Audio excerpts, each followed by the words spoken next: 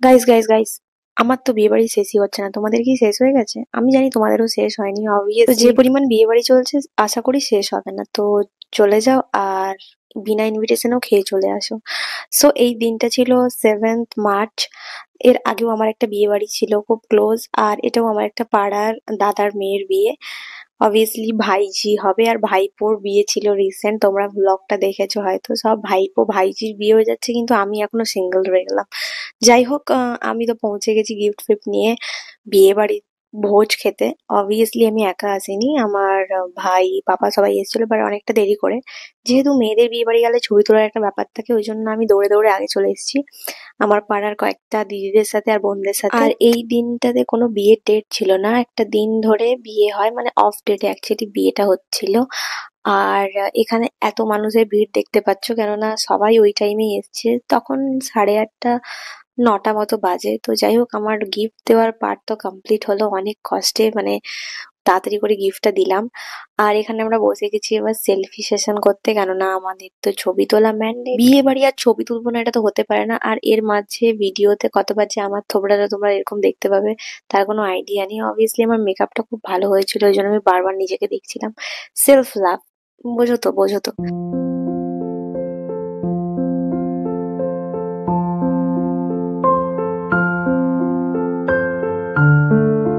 চলো এবার তোমাদের আমি ছোট করে প্যান্ডেলের ডেকোরেশনটা দেখিয়ে দিই। এইখানে ছবিগুলো এত সুন্দর এসেছিল, ব্যাকগ্রাউন্ডটা এত ভালো ছিল, সে বলার বাইরে।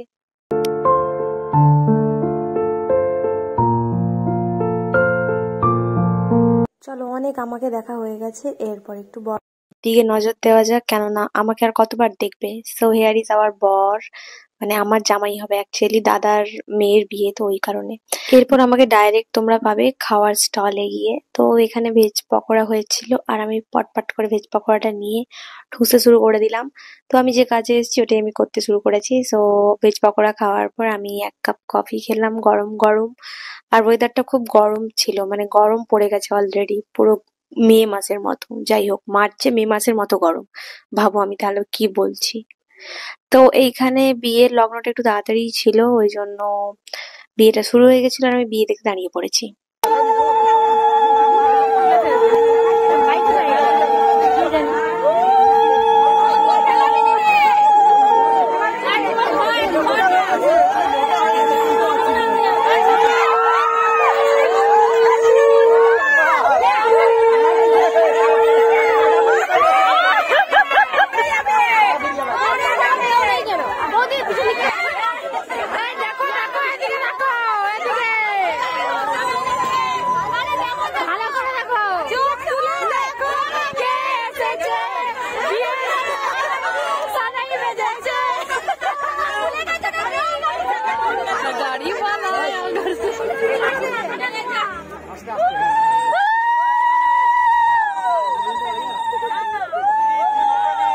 চলো অনেক বিয়ে দেখে ফেলেছো, এবার আমার সাথে খাবার খাবে চলো। আমি তো আর একা একা খেতে পারি না তোমাদেরকে না দেখিয়ে। সো আমি চলে গেলাম খাওয়ার টেবিলে বসতে। আর এইখানে এই শয়তানটা বসছে, এটা হচ্ছে আমার একটা দাদার ছেলে। সো এ এত বদমাস তার কোনো আইডিয়া নেই। মানে এটাও একটা আমার ভাইপো, মানে যার বিয়ে বাড়ি গেল, নতুন বউ, সরি বৌমা আর একটা বোন আর আমি, আমরা একসাথে বসেছি আবার একসাথে। ওটি আমি বলছিলাম যে আমার আবার বিয়ে বাড়ির পর একবার একসাথে খেতে বসলাম। সো এখানে ফার্স্টেই আমাদের পাতে পড়ে গেল গ্রিন স্যালাড, যেটা আমি লেবু চিপে খুব টেস্টি বানিয়েছিলাম।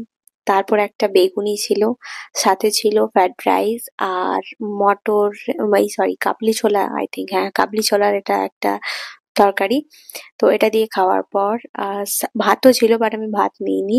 সেকেন্ড টাইমও আমি আবার ফ্রাইড রাইস নিয়েছিলাম, সেই জন্য ভাত তোমাকে আমি দেখাতে পারছি না।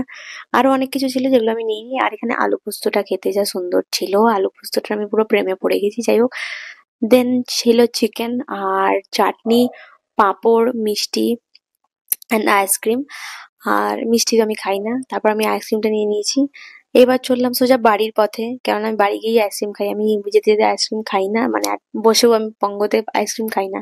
যদি সুযোগ থাকে তো আমি বাড়ি গিয়েই খাই। সো চলো আজকের মতো ব্লগটা আমার এখানেই, টাটা। আর তোমরা তাকিয়ে তাকিয়ে কি দেখছো? জলদি জলদি সাবস্ক্রাইবটা করো। কি করলে তো?